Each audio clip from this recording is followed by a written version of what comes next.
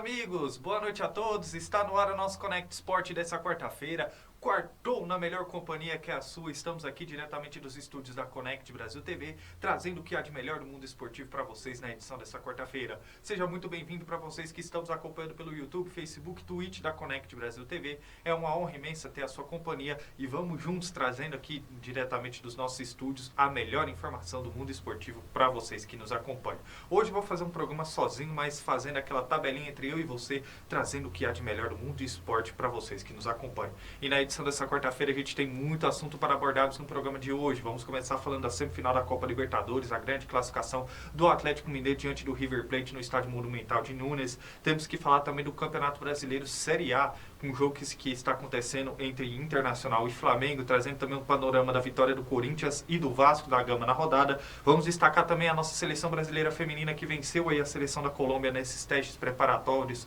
sob o comando do técnico Arthur Elias. E vamos falar do Notícias do Esporte, 34ª rodada do Campeonato Brasileiro Série B, futebol internacional, semifinais da Copa Sul-Americana, mercado da bola e trazendo também para vocês que nos acompanham um pouco do pré-jogo da partida de Peñarol e Botafogo. Então vamos juntos na edição dessa quarta-feira, trazendo o que há de melhor no mundo dos esportes para vocês que nos acompanham. Mais uma vez, sempre pondero, curta, compartilhe o nosso conteúdo para que mais pessoas conheçam o nosso trabalho e vamos juntos no programa dessa quarta-feira. Bom, vamos começar aí destacando então a semifinal da Copa Libertadores para vocês. Destaque aí para a grande classificação do Atlético Mineiro diante da equipe do River Plate pelo placar de 0-0, com mais de 80 mil torcedores no Estádio Monumental de Nunes. O que podemos classificar a atuação da equipe do Atlético Mineiro, uma atuação segura, sólida e uma equipe muito resiliente dentro de campo, uma equipe que soube aproveitar principalmente a pressão da equipe do River Plate no primeiro tempo. O River que no primeiro tempo finalizou mais de 15 vezes, inclusive com finalizações buscando Solari, buscando o Colídio, buscando Borja no sistema ofensivo. Uma equipe que estava tendo dificuldades para triangular a sua posse de bola na altura do meio de campo, trabalhar na entrada da área, então apostou muitas das vezes em cruzamentos, porque o Atlético Mineiro muitas das vezes atua nesse 3-5-2, muitas das vezes se alternando um 3-4-2-1, principalmente ali com Paulinho, o Hulk e o Daverson na presença de área, faz esse trio a sua principal força no contra-ataque. O Atlético Mineiro soube segurar as oportunidades que a equipe do River Plate teve nos primeiros instantes de partida. Talvez a principal chance da equipe argentina foi numa entrada da área, onde a equipe conseguiu produzir uma jogada ali na entrada da área, que o Colídio ia sair cara a cara para finalizar na meta do goleiro Everson, e o Júnior Alonso apareceu bem para interceptar a jogada, e o Atlético Mineiro teve uma excelente oportunidade, uma roubada de bola do Daverson no sistema de meio de campo. Ele foi avançando, porém nos instantes finais de fazer a finalização, saiu bem ali o Franco Armani, goleiro do River Plate, evitando o gol da equipe atleticana. Com isso, o placar de 0-0 foi mantido no primeiro tempo. No segundo tempo, a gente viu que a primeira grande oportunidade da partida, melhor na minha opinião, foi por parte da equipe do Atlético Mineiro, que conseguiu se soltar mais nos primeiros instantes da partida, conseguiu trabalhar mais essa bola nesse sistema ofensivo com Paulinho, Gustavo Scarpa, Hulk e também o Daverson em um belo arremate de fora da área. Aí o Gustavo Scarpa acabou acertando a trave, no rebote o Daverson acabou finalizando e o Armani fez a defesa. Depois a equipe do River Plate buscava se expor mais no sistema ofensivo. Destaque para o Echeverri, de grande destaque aí das seleções de base da seleção argentina, um atacante rápido, veloz, criou boas oportunidades aí no sistema ofensivo da equipe do River Plate. O Everson fez boas defesas e com isso o Atlético Mineiro ainda teve algumas escapadas, como uma finalização de fora da área do Paulinho e também uma finalização do Rubens, e garantiu, foi o suficiente para a equipe atleticana garantir a sua classificação para a final da Copa Libertadores. Por parte da equipe do River Plate, o River Plate consegue até um bom resultado chegar a essa semifinal de Libertadores, já que a equipe vem numa fase de reconstrução. Com essa volta do Marcelo Gallardo, a equipe se reforçando, o River Plate vai buscar esse momento de reconstrução, está em 8º colocado no Campeonato Argentino, então é uma equipe que vive de reconstrução, já visando a próxima temporada. Por parte do Galo, o Atlético começou essa temporada muito desacreditado com o trabalho do Felipão, porém o Gabriel Milito, acabou assumindo a equipe, conseguiu implementar esse método de jogo de 3 zagueiros, uma equipe sólida no sistema de defesa, muito forte no sistema ofensivo, uma excelente equipe. Com isso, vem colhendo os excelentes frutos. A equipe atleticana chega com notoriedade para disputar aí a final da Copa Libertadores, enfrentando o vencedor dessa noite da partida entre Peñarol e Botafogo, que deve ser, muito provavelmente, a equipe do Botafogo, já que conseguiu um excelente resultado na partida de ida, vencendo pelo placar de 5-0 no Rio de Janeiro a equipe do Peñarol. Então, parabéns aí a toda a massa atleticana e ao Atlético por essa grande classificação no estádio Monumental de Nunes, vencendo aí a equipe, empatando com o River Plate e garantindo sua classificação para a final da Copa Libertadores, empatando aí pelo placar de 0-0. Bom, vamos seguir aqui para falarmos agora um pouco sobre o Campeonato Brasileiro Série A aqui para vocês que nos acompanham, nosso Conecta Esporte muito informativo. Antes de passarmos um pouco sobre os 3 jogos desse meio de semana, vamos começar falando aí da tabela de classificação, que ficou da seguinte maneira, com Botafogo na liderança com 64 pontos, segunda posição Palmeiras 61, terceira posição Fortaleza 57, quarta posição Flamengo com 54. Na quinta colocação temos o Internacional com 52, sexta posição São Paulo 51, sétima posição Bahia 46, oitava posição Cruzeiro 44, nona posição Vasco da Gama 43 e na décima posição Atlético Mineiro com 41 pontos. Na outra parte da tabela temos o Grêmio com 38 pontos, décima segunda posição Criciúma 37, décima terceira posição Fluminense 36, décima quarta posição Vitória 35. Essa parte aí já começa a ficar embolado na zona do rebaixamento. 15ª posição temos o Corinthians com 35 pontos, que conquistou uma vitória fundamental contra o Cuiabá. 16ª posição Atlético Mineiro 34, 17ª posição Bragantino 34, 18ª posição Juventude também com 34 pontos, 19ª posição Cuiabá 27 e na 20ª colocação o Atlético Goianiense com 22 pontos, trazendo para vocês a tabela de classificação do Campeonato Brasileiro, como se encontra após aí a finalização da 31ª rodada da competição. Bom, vamos começar aqui falando um pouco sobre a vitória do Corinthians diante do Cuiabá pelo placar de 1-0, uma partida muito equilibrada. A gente viu que o reflexo de ambas as equipes nessa partida refletem do que as equipes estão vivendo no Campeonato Brasileiro. Se esperava-se mais o Cuiabá, usando a Arena Pantanal como principal fator para tentar vencer e tentar sair, pontuar mais e sair dessa zona da incômoda que é a zona do rebaixamento, enfrentando o Corinthians, que veio para essa partida como enfrentando caso de vida ou morte, precisando vencer a todo custo para sair da zona do rebaixamento. O Corinthians segue, o Ramon Dias deu a intenção que vai priorizar sim a decisão de quinta-feira da semifinal da Copa Sul-Americana contra o Racing no Alcelindo, e escalou uma equipe mesclada com titulares e reservas, apostando principalmente no seu sistema ofensivo, com o Igor Coroná no meio de campo, Thales Magno e com a presença diária do Memphis Depay, e o William Alberto estava suspenso,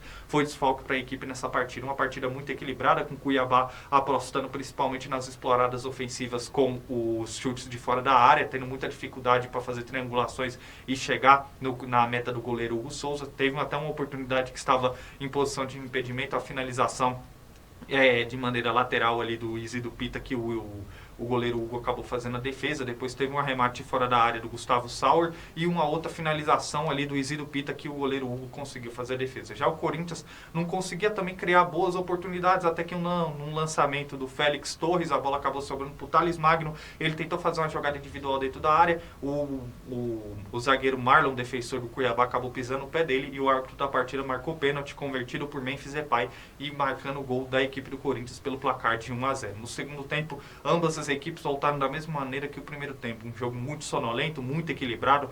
Cuiabá apostando em finalizações de fora da área, teve uma oportunidade até com o Lucas Fernandes, que ele acabou chutando e a bola acabou saindo na meta do goleiro Hugo Souza. O Corinthians teve uma chance até mais perigosa e mais concreta numa finalização do Thales Magno, que acabou acertando a trave, e no final foi isso, uma partida muito equilibrada, 1 para o Corinthians, 0 para o Cuiabá. O Corinthians vencendo mais por questão do pênalti marcado e convertido por Memphis Depay do que propriamente fazendo uma grande atuação dentro de campo. Já a equipe do Cuiabá mostra porque está nessa situação, a equipe que apresenta um futebol muito fraco, um futebol ineficiente, e não sabe explorar principalmente o fator casa para tentar pontuar pontos. Por isso que está nessa parte de baixo, na penúltima posição do Campeonato Brasileiro, e já está praticamente virtualmente rebaixado pelo desempenho que a equipe vem tendo até um momento no Campeonato Brasileiro. Já para o Corinthians, um resultado muito importante, que sai da zona do rebaixamento, dá um alívio para a equipe alvinegra no decorrer do Campeonato Brasileiro. E agora vamos destacar aqui um pouco da vitória do Vasco da Gama diante da equipe do Bahia. Gustavo, coloca o ilustre aí pra gente sobre essa partida. Vasco da Gama vencendo aí pelo placar de 3-2, grande atuação aí de Dimitri Payet nessa partida. Um primeiro tempo aí onde o Vasco propôs mais as ações da partida, conseguiu fazer o primeiro gol com o colombiano Emerson. Depois vale destacar aí o Payet, que conseguiu aí numa cobrança de pênalti ampliar para a equipe do Vasco da Gama. O Vasco apresentando futebol mais eficiente, usando o fator casa como referência nessa partida, indo para cima, criando boas oportunidades, conseguiu marcar o gol com o Payet, e também ainda no primeiro tempo fez o terceiro gol após uma bela jogada individual do Payet no meio de campo, uma arremate de fora da área, ele conseguiu ali deslocar o goleiro Marcos Felipe do Bahia e marcar o terceiro gol. O Bahia conseguiu ainda no finalzinho da partida explorar alguns contra-ataques e ainda marcou o seu gol com o Lúcio Rodrigues, fazendo assim o gol que no finalzinho do primeiro tempo que ainda manteve a esperança do Bahia viva de buscar o empate. E no segundo tempo, se a proposta de jogo do Vasco foi mais ofensiva no primeiro tempo, no segundo tempo o Vasco da Gama procurou administrar mais o resultado, deu espaço e o Bahia criou boas oportunidades, chegou a marcar aí o seu segundo gol com o Ademir, teve boas oportunidades com arremates de fora da área do Everton Ribeiro. A equipe do Bahia, se deixar essa equipe jogar com o Everton Ribeiro ditando o ritmo no meio de campo, Jean Lucas também auxiliando no meio de campo, a equipe no sistema ofensivo tem o Tassiano, tem o Everaldo, então o Ademir, então a equipe muito eficiente no sistema ofensivo, o Lúcio Rodrigues, tem peças ali que oferecem perigo e criou boas oportunidades, marcou seu segundo gol com o Ademir. Com isso o Vasco da Gama passou a ter mais dificuldades para administrar o resultado. O Bahia criou boas oportunidades e só não garantiu o empate porque na última finalização do jogo o Léo Jardim fez uma grande defesa, assim garantindo a vitória do Vasco da Gama diante do Bahia pelo placar de 3-2. Com essa vitória o Vasco da Gama conquista sua segunda vitória consecutiva após ficar uma série negativa aí de 8 jogos sem vencer, conquista sua segunda vitória consecutiva, fica ali na parte de cima da tabela de classificação, do 10º colocado para cima, como vocês viram ali na tabela de classificação. Já para o Bahia era um resultado importante porque a equipe ainda almejava ficar ali nas primeiras posições ali do G6 para cima, brigar por uma vaga na pré-Libertadores. Com esse resultado aí a equipe não conseguiu pontuar e acabou sendo um resultado muito negativo para a equipe baiana.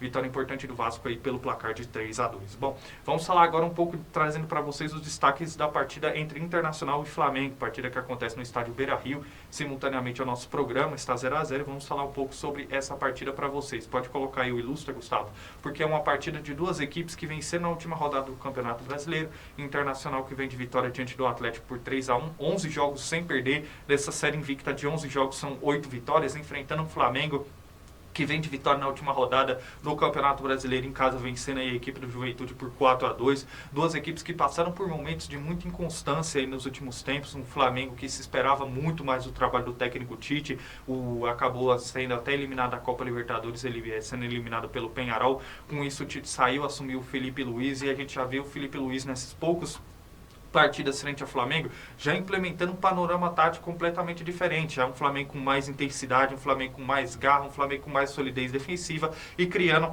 melhores oportunidades na equipe, no sistema ofensivo, que é algo que a gente não via ver o Flamengo produzir na época do técnico Tite. Já o Internacional, Roger Machado assumiu a equipe em um momento difícil, começou com um trabalho, com um momento turbulento, não fazendo boas partidas, com uma série negativa no início do seu trabalho, mas depois foi engrenando, a equipe conseguiu aí 11 jogos de invencibilidade, saiu da parte de baixo para chegar na 5ª posição, o Flamengo está na 4ª posição. Quem vencer esse duelo direto assume a 4ª posição, já entra ali no G4 com uma vaga direta para a Copa Libertadores. Um bom poder de reação do Internacional, que vai usar o fator casa como seu principal aliado para conquistar uma vitória sobre o Flamengo, mas o Flamengo também vem de uma fase muito eficiente nesse início de trabalho do Felipe Luiz, então vai ser um jogo muito equilibrado de ambas as equipes aí. O Flamengo e o Internacional recebendo o Flamengo no estádio Beira-Rio. Vale ressaltar para vocês que nos acompanham, esse é o jogo atrasado da 17ª rodada do Campeonato Brasileiro, Série A.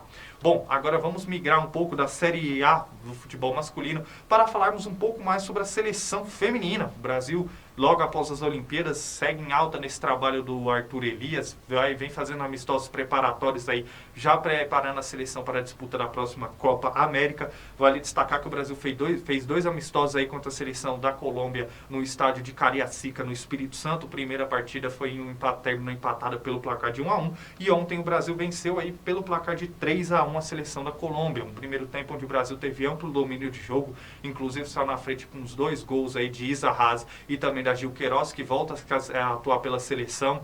E faz aí o seu gol. E no segundo tempo a Colômbia já apresentando um poder de reação, aproveitando principalmente a sua principal estrela, a Linda Caicedo, jovem atacante colombiana que atua pelo Real Madrid, fez um belo gol ontem para a seleção colombiana, mas depois nos instantes finais a Adriana marcou de pênalti, assim garantindo a vitória do Brasil diante da Colômbia pelo placar de 3-1, resultado importante para a seleção brasileira, que segue nesse momento embalado desde que o Arthur Elias assumiu a equipe. A seleção brasileira já tem apresentado futebol mais eficiente do que vinha apresentando com a técnica Pia Sundhage, fez uma excelente Olimpíadas aí, conquistando a medalha de prata. Agora vence aí a seleção colombiana, vai enfrentar a seleção da Austrália e chega em alta aí para a disputa da Copa América América, vitória importante da seleção brasileira diante da Colômbia pelo placar de 3-1 ontem no estádio no estádio Kleber Andrade em Cariacica, no Espírito Santo. Bom, agora vamos girar aqui para vocês que nos acompanham, trazendo o nosso giro de notícias do esporte na edição dessa quarta-feira. Gustavo, pode colocar o ilustre aí para a gente do Notícias do Esporte,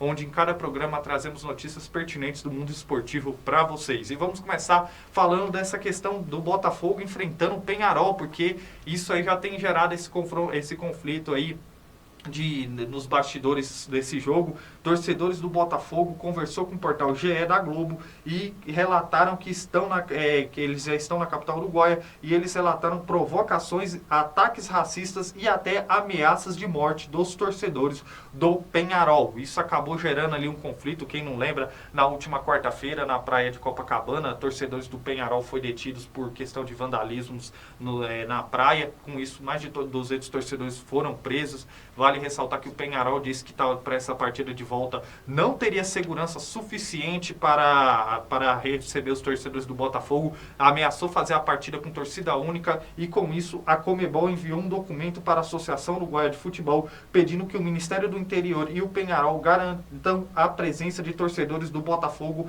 no jogo de volta da semifinal desta quarta-feira em Montevidéu. No ofício, a entidade exigiu garantias de segurança escrito até às 10 horas da terça-feira para o recebimento. Caso eles não recebessem esse documento, o jogo seria disputado com portões fechados no Campeón del Siglo, estádio do Peñarol. Com isso, a partida dessa noite vai acontecer no estádio Centenário pela semifinal da Copa Libertadores. Vale destacar que o novo palco do jogo pertence à prefeitura da capital do Uruguai e não ao Peñarol, dono do Campeón del Siglo, onde o jogo seria originalmente realizado. A partida está marcada para as 21h30, horário de Brasília, 9h30 da noite desta quarta-feira. A decisão foi tomada depois de um dia inteiro de tensões entre Conmebol, Governo do Uruguai, Associação de Futebol do Uruguai e também a CBF. Vale destacar que os clubes envolvidos na semifinal da Copa Libertadores, a situação de mandar o jogo para o Centenário deixou contrariadas a Conmebol, que queria ver o cumprimento de seu regulamento, que prevê a presença de torcedores visitantes, e a CBF, que defendeu o seu clube filiado, pediu que o princípio da reciprocidade fosse respeitado. Com isso, a partida não vai acontecer no estádio do estádio Campeón del Siglo, e agora vai acontecer no estádio Centenário, no Uruguai, com torcidas aí divididas para esse duelo, tanto de Botafogo quanto de Peñarol. Vamos falar agora do jornal.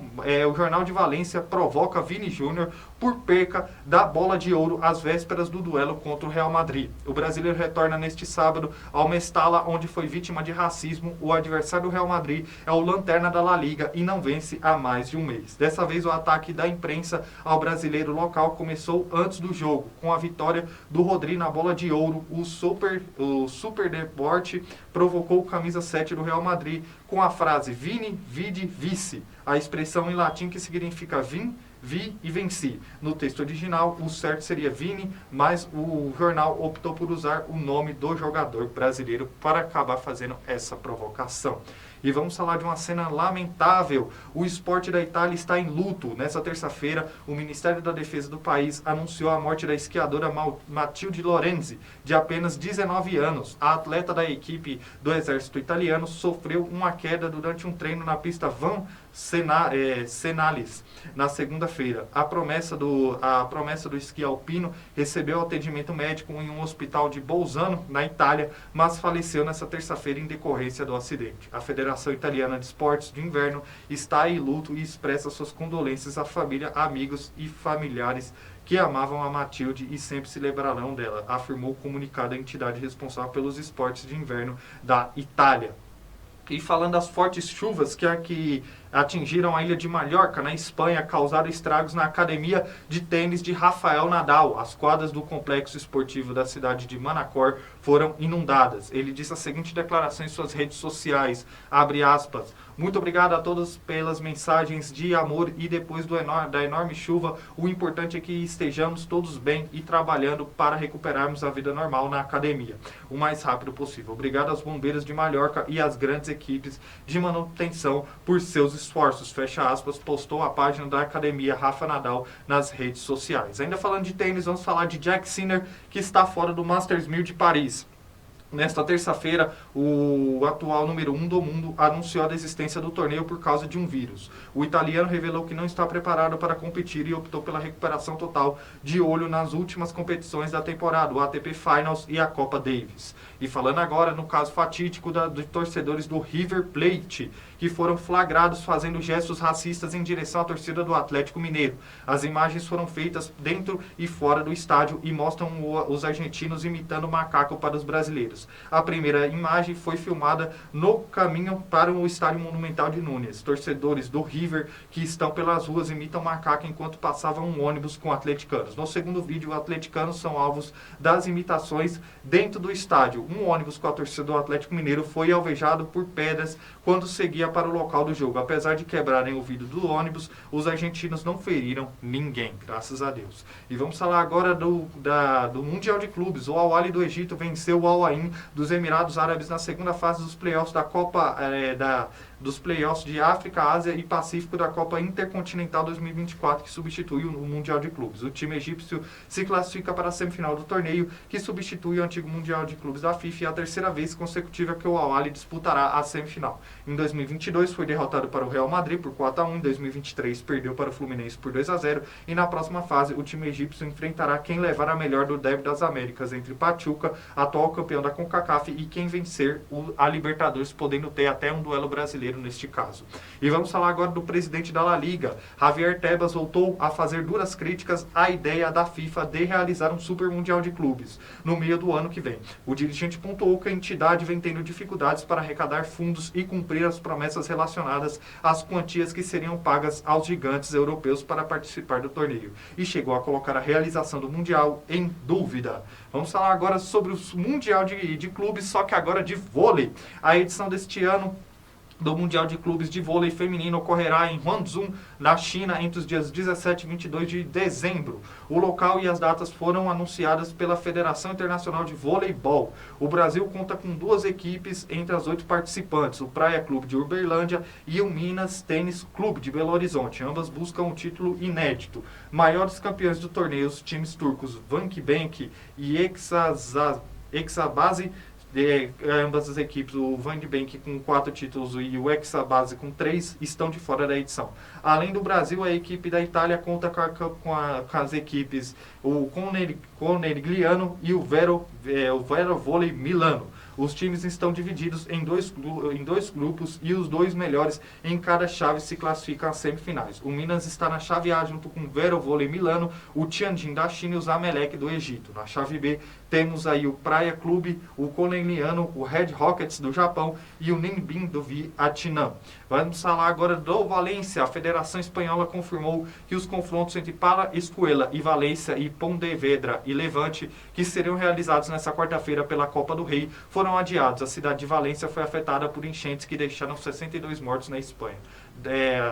Vale ressaltar que a Federação Espanhola soltou o seguinte comunicado, abre aspas: dadas as atuais circunstâncias, é possível que os outros jogos marcados para amanhã de quinta-feira também sejam alterados. A Federação Espanhola, em coordenação com vários clubes, está trabalhando intensamente para avaliar todos os cenários possíveis e tomar medidas adequadas, diz o comunicado da Federação Espanhola, fecha aspas. E para finalizarmos aqui, vamos falar um pouco sobre a seleção brasileira.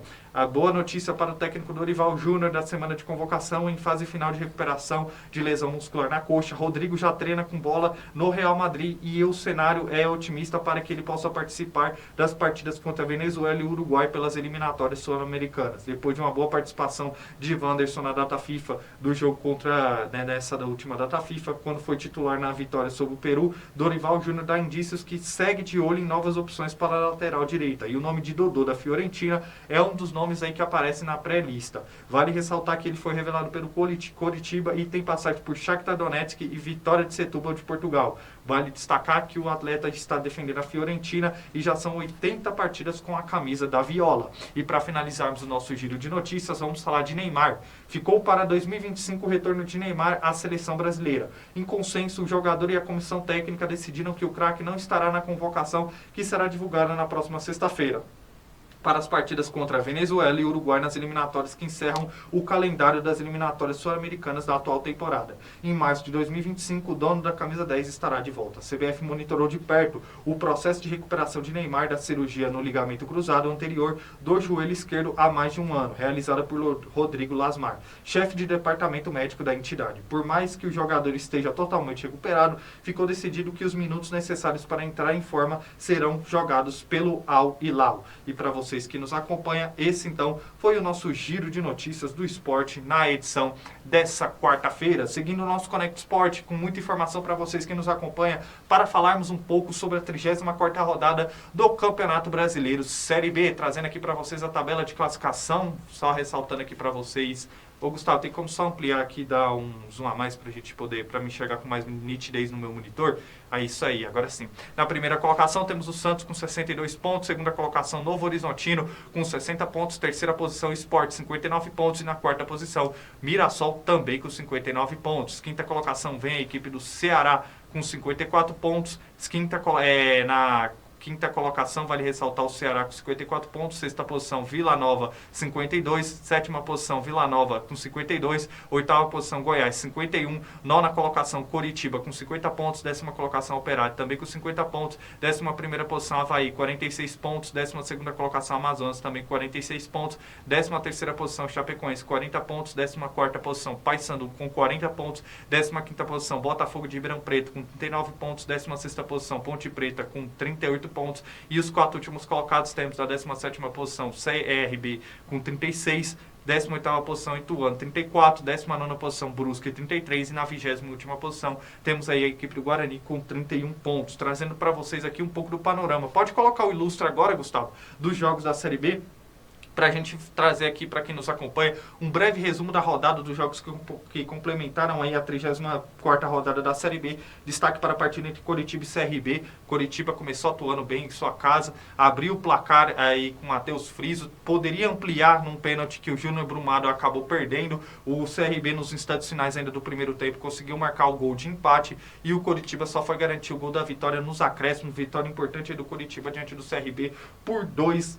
O CRB segue aí na luta contra o rebaixamento. Tivemos também a grande vitória do Santos diante do Ituano pelo placar de 2-0 no Novelli Júnior com gols de Serginho e Guilherme. O Santos começou um primeiro tempo muito equilibrado, com o Santos tomando mais as ações da partida, abrindo o placar com o Serginho. O Ituano chegou até algumas oportunidades, ameaçando a meta do goleiro Jordanes do Santos. No segundo tempo aí o Santos conseguiu marcar o gol da vitória com o Guilherme, ainda teve a oportunidade de marcar o terceiro gol numa finalização que acabou acertando a trave e venceu aí a equipe do Ituano por 2-0. De um lado o Santos, que já na próxima rodada, se vencer e dependendo da combinação de resultados do Ceará contra o Avaí, já pode garantir o seu acesso de maneira antecipada. Já o Ituano permanece nas últimas posições da tabela de classificação. O América Mineiro venceu aí o Sport pelo placar de 2-1. Vitória importante aí do América Mineiro, interrompendo uma série importante de invencibilidades da equipe do Sport. O Sport, que poderia aí assumir a vice-liderança caso vencesse, acabou perdendo para o América Mineiro, que mesmo com chances remotas ainda chega aí aos 50 pontos e ainda tenta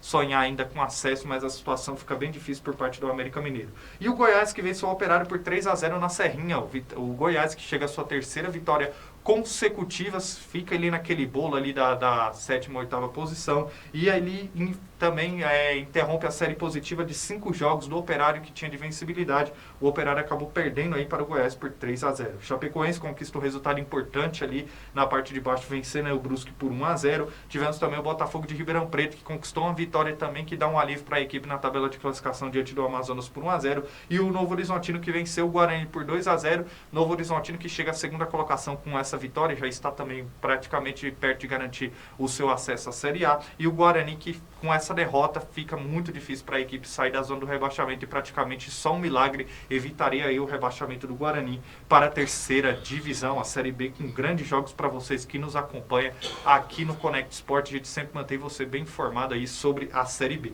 Bom, da Série B, bora destacar aqui um pouco sobre o futebol internacional para vocês que nos acompanham. Futebol internacional também com grandes jogos aqui para vocês, e vamos começar falando ali Da 10ª rodada do Campeonato Italiano, vitória do Napoli diante do Milan pelo placar de 2-0. A Inter de Milão que venceu na rodada do Empoli por 3-0. E destaque também na Copa da Alemanha, o Wolfsburg que venceu o Borussia Dortmund por 1-0. O Eintracht Frankfurt venceu o Borussia Mönchengladbach por 2-1. E o Bayer Leverkusen venceu o Elversberg por 3-0. Partida muito equilibrada aí para vocês que nos acompanham. Primeiro vamos frisar um pouco sobre o Napoli, que chega aí a sua 5ª vitória consecutiva no Campeonato Italiano. Amplia com essa vitória aí, amplia contra o Milan, amplia sua série de invencibilidades para 10 jogos na temporada, assume a primeira colocação do Campeonato Italiano, e o Antônio Conte, que assumiu a equipe do Napoli nessa temporada, vai fazer um excelente início de temporada frente à equipe italiana. Os gols da partida foram marcados por Lukaku e Kvaratskhelia. A Inter de Milão também aproveitou a vantagem aí, com a vantagem numérica, para vencer com 3-0, com 2 gols de Fratesi e 1 de Lautaro Martinez. Com essa vitória, a equipe da Inter de Milão segue aí a caça do Napoli na 2ª posição do campeonato italiano. Destacando agora para vocês a classificação do Borussia Dortmund diante do Wolfsburg. Borussia Dortmund segue naquela inconstância no campeonato alemão, sendo eliminado da Copa da Alemanha, mas nas primeiras posições na tabela de classificação da Champions League. Perdeu aí na última rodada da Champions para o Real Madrid de goleada por 5-2. Na última rodada do Campeonato Alemão perdeu para o Augsburg por 2-1. E agora foi eliminado para o Wolfsburg fora de casa por 1-0. Partida muito equilibrada de ambas as equipes. E nos instantes finais da prorrogação, o Wolfsburg em casa conseguiu vencer a partida com gol de Jonathan Wind e garantir sua classificação para a próxima fase da Copa da Alemanha. E o Bayer Leverkusen, também com a equipe alternativa, conseguiu vencer aí o Elversberg por 3-0. Destaque para o Schwink, que marcou 2 gols nessa partida e garantiu a equipe de Xabi Alonso na próxima fase da Copa da Alemanha. O Bayer Leverkusen, que é o atual campeão da competição, tenta manter aí a sua hegemonia dentro da competição e conquista a sua classificação contra o Elversberg para a próxima fase da competição. Bom, meus amigos, vamos seguir aqui com o nosso Connect Sport, agora trazendo para vocês o nosso giro de notícias do mercado da bola.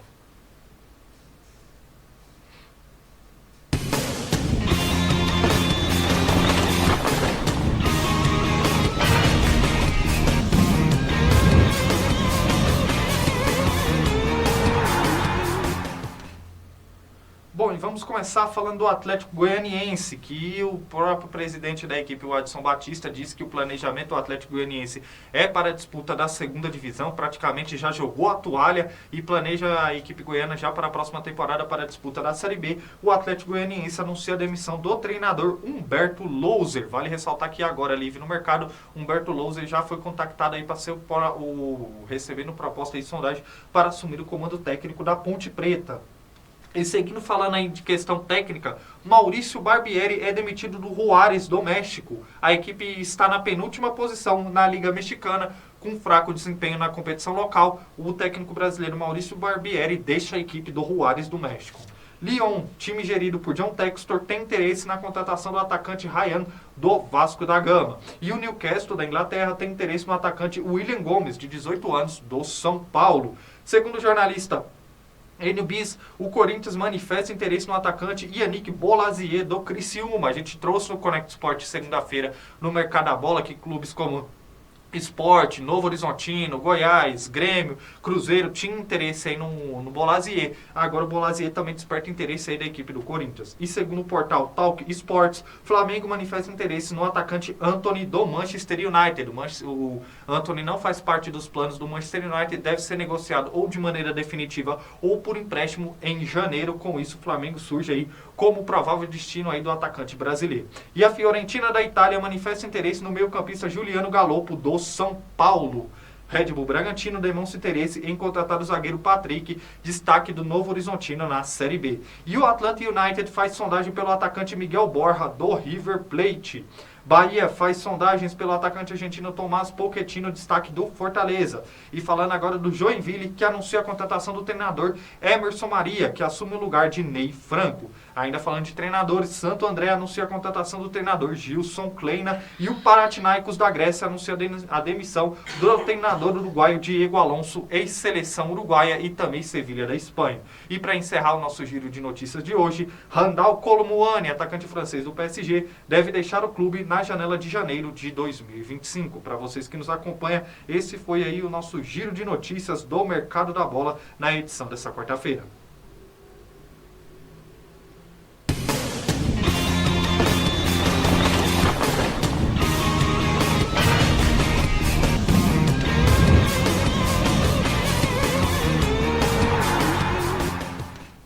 Bom, meus amigos, e agora no nosso programa, após aí falarmos para vocês aí das notícias do mercado da bola, vamos destacar um pouco aí sobre essas semifinais da Copa Sul-Americana para vocês, porque teremos duas partidas importantíssimas aí entre duelos brasileiros e argentinos. De um lado, temos uma partida que está acontecendo simultaneamente ao nosso Connect Sport, Lanús vai empatando com o Cruzeiro por 0-0 no estádio La Fortaleza. Vale destacar para vocês que ambas as equipes vivem em momentos aí de jejum de vitórias. O último triunfo do Lanús foi no dia 21 de agosto. De lá para cá, o Grande perdeu aí 7 partidas, empatou 4 e a equipe está na 26ª posição do Campeonato Argentino. Já o Cruzeiro também vive numa fase similar. Não vence aí desde o dia 19 de setembro e o retrospecto das últimas 7 partidas foram 4 empates e 3 derrotas. Vale ressaltar, Cruzeiro na última rodada acabou perdendo para o Atlético Paranaense no Campeonato Brasileiro aí pelo placar de 3-0 e a equipe do Atlético e a equipe do Lanús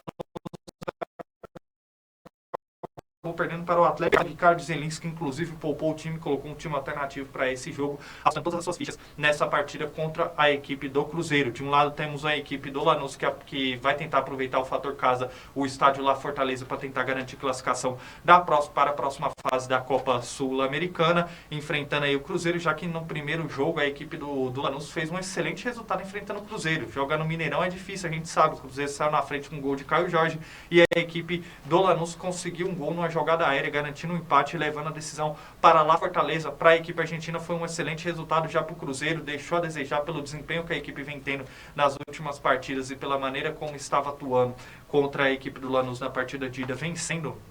Acho que aí ficou aquele resultado, aquele gosto amargo para o torcedor cruzeirense. Acho que essa partida contra o Lanús na Argentina, no estádio La Fortaleza, é um Lanús que tende a buscar mais o jogo, tentar se impor atuando em casa, diante da sua torcida, buscar mais o resultado. Aposta principalmente no seu centroavante, o Gustavo Bou, o artilheiro da equipe na temporada, para tentar fazer esse resultado. Já o Cruzeiro, acho que tem um time mais técnico, mais dinâmico, com boas peças no meio de campo à frente, como o Matheus Pereira, que vive uma grande fase, o Caio Jorge. Então é um time mais eficiente. Eu acho que o Cruzeiro, mesmo com essa dificuldade que o Fernando Diniz tem enfrentado nesse início de trabalho para implementar seu método de jogo na equipe cruzeirense, eu acho que o Cruzeiro tem um time mais dinâmico, um time mais técnico. Eu acho que até no contra-ataque, se tiver alguma oportunidade efetiva, pode ser mais eficiente do que o Lanús para concluir em gol. Acho que o Cruzeiro deve se classificar aí nessa partida diante do Lanús, um Lanús se apregando o fator casa e um Cruzeiro, acho que tem um time mais eficiente, mais dinâmico, não pelas atuações que a equipe vem tendo nas últimas partidas, mas sim analisando o contexto geral entre os plantéis de Lanús e a equipe do Cruzeiro. Eu acho que o Cruzeiro é favorito para essa partida e acredito na classificação aí da equipe cruzeirense para a final da Copa Sul-Americana. E teremos também a partida entre Racing e Corinthians. Vamos destacar aqui para vocês partidas que acontecem no estádio El Cilindro. Pode colocar aí para a gente agora, Gustavo, aí para vocês que nos acompanham um pouco. A gente vai trazer uns dados estatísticos aí, tanto de Corinthians quanto da equipe do Racing para essa partida. Vale destacar o desempenho do Corinthians fora de casa, que é algo que o Corinthians vai enfrentar na noite de quinta-feira, de amanhã, não é muito bom. São 33 jogos fora de casa em 2024, com 9 vitórias, 7 empates e 17 derrotas.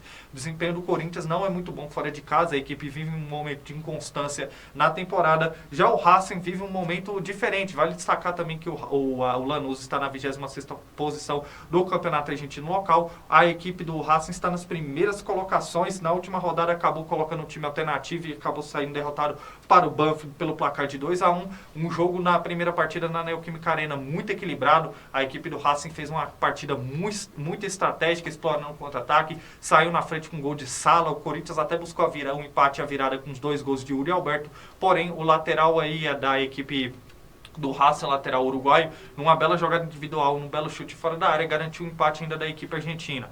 Pro Racing foi um excelente resultado, assim como eu frisei da partida entre Lanús e Cruzeiro. Acho que o Racing fez uma partida muito eficiente, teve várias oportunidades, tem um time muito técnico com alguns jogadores individuais aí para vocês que nos acompanham, como o próprio centroavante Sala, como o Almendra. Tem um time muito eficiente no meio de campo à frente, esse Racing, que pode oferecer perigo aí para a equipe do Corinthians atuando no estádio El Cilindro. Já por parte do Corinthians, o Corinthians estava vencendo a partida, mas acabou cometendo erros bobos defensivamente, que custou o resultado aí e levar vantagem para o estádio para a partida de volta que acontece no estádio El Cilindro.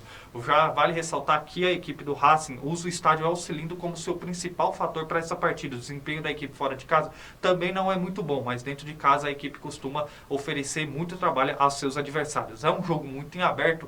Eu acho que o Racing aí atuando nesse, né, com essa leva de um ímpeto mais ofensivo, buscando mais o jogo, impondo mais nas primeiros instantes de partida para tentar garantir a classificação. Um Corinthians jogando de uma maneira até um pouco mais recuada, buscando mais o contra-ataque, explorando mais a sua válvula no meio de campo com o Rodrigo Garra, a sua válvula ofensiva com Memphis Depay e Yuri Alberto para essa partida. Eu acho que vai ser um jogo muito equilibrado para ambas as equipes. Acho que se o Corinthians não errar tanto como errou na primeira partida na questão defensiva e saber explorar as questões ofensivas como explorou na primeira partida, principalmente com o Yuri Alberto, tem chances de garantir sua classificação para a próxima fase. Vai ser um jogo difícil. Racing, de um lado o Racing aproveitando o fator casa como seu principal aliado para essa partida, do outro, um Corinthians que eu acho que explora no contra-ataque, se tiver eficiência, pode sim garantir a sua classificação para a próxima fase da Copa Sul-Americana. Um jogo muito equilibrado, mas eu acho que quem errar menos nesse duelo garante sua classificação para a final da Copa Sul-Americana. Bom, e agora, Gustavo, coloca aí pra gente para falarmos um pouco sobre a final da Copa Libertadores. Vale ressaltar,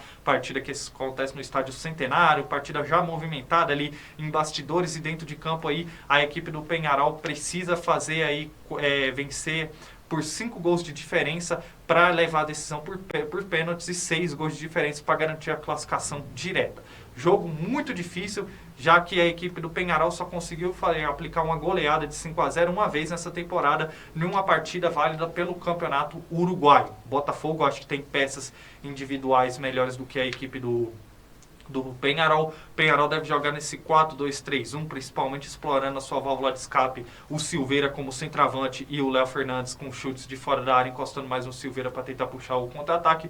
Um Botafogo nesse 4-3-3, uma equipe muito eficiente no meio de campo para frente, com destaques como o próprio Luiz Henrique, como o próprio Savarino, o Igor Jesus, também tem o Almada, então um time muito forte ofensivamente. Na defesa, a equipe do Botafogo também é um time muito bem equilibrado, principalmente ali nessa dupla de zaga, o Barbosa e também o Bastos, que na minha opinião é a melhor dupla de zaga do Brasil atualmente nessa temporada. Eu acho que o Botafogo tem mais time do que o Peñarol para vencer essa partida de volta.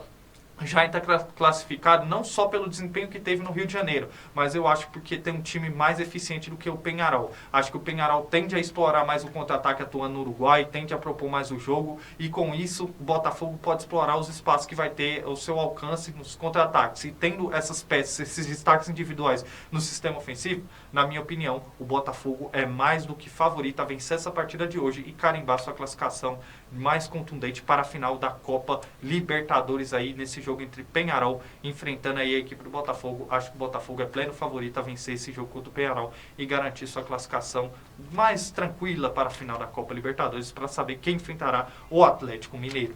Bom, meus amigos, e antes de encerrarmos o programa dessa quarta-feira, vamos falar um pouco aqui do nosso sorteio. Nós aqui da Connect Brasil TV frisamos para vocês em cada programação nossa que estamos perto de atingirmos a marca de 2.000 inscritos no nosso canal no YouTube. E para vocês que estão nos acompanhando pela primeira vez, o Connect Sport está sorteando essas duas belas camisas de time que aparecem na imagem para vocês. Uma do Manchester City e outra do Real Madrid. O critério para você concorrer aos nossos prêmios é super simples, só se inscrever no nosso canal no YouTube. Ah, Gabriel, mas eu já sou inscrito, e aí? Você também tem a oportunidade de concorrer. Basta você pegar o link do nosso canal, compartilhar para o seu amigo, para uma pessoa mais próxima. Assim que ela se inscrever, você também já vai estar concorrendo. Aqui no Connect Sport vamos sortear essas duas camisas, uma do Manchester City e outra do Real Madrid. O Eduardo Araújo, que apresenta o Telejornal Tribuna Oeste, também vai estar sorteando para vocês que nos acompanham um prêmio paralelo com os mesmos moldes que o nosso. Pode colocar aí, se tiver a imagem, até o sorteio do Eduardo Araújo, Gustavo, porque o Eduardo Araújo, que apresenta o Telejornal Tribuna Oeste segunda a sexta aqui na Connect Brasil TV, vai estar sorteando uma camisa do Barcelona e um Pix de R$100. Os moldes do sorteio é a mesma forma. Basta se inscrever no nosso canal no YouTube. Se você já foi inscrito e compartilhar o link do nosso canal para uma pessoa próxima, tirar um print da pessoa se inscrevendo e mandar no WhatsApp do Eduardo Araújo, você vai estar concorrendo a um prêmio paralelo. Então não perca essa oportunidade. Se inscreva no nosso canal no YouTube. A gente está perto de atingirmos essa marca, falta menos de 29 inscritos. Agradecemos imensamente quem já está se inscrevendo e também pedimos essa força para vocês encarecidamente, que vocês se inscrevam no nosso canal no YouTube, que assim que atingirmos essa meta, vamos realizar esse sorteio ao vivo aqui na Connect Brasil TV O Eduardo Araújo sorteando um Pix de R$100, uma camisa do Barcelona, e eu sorteando aqui do Connect Sport 2 camisas de time, uma do Manchester City e outra do Real Madrid. Então não perca a oportunidade, se inscreva no nosso canal no YouTube e participe do nosso sorteio. Bom, meus amigos, estamos encerrando o nosso programa na edição dessa quarta-feira. Mais uma vez, agradecendo imensamente a sua companhia, a sua audiência em nossas plataformas de transmissões YouTube, Facebook, Twitch, site da Connect Brasil TV. Peço para vocês que se inscrevam no nosso canal no YouTube para vocês concorrerem aos nossos prêmios. No Facebook, curta e compartilhe o nosso programa para que mais pessoas conheçam o nosso trabalho. Também acompanhe o nosso site para você ficar bem informado na região oeste da Grande São Paulo, no estado de São Paulo, no site connectbrasiltv.com, e se inscreva no nosso canal da Twitch. Agradecemos a audiência de todos vocês, desejo uma boa noite a todos e sexta-feira estamos de volta aqui na Connect Brasil TV. Forte abraço a todos e até a próxima. Tchau, tchau.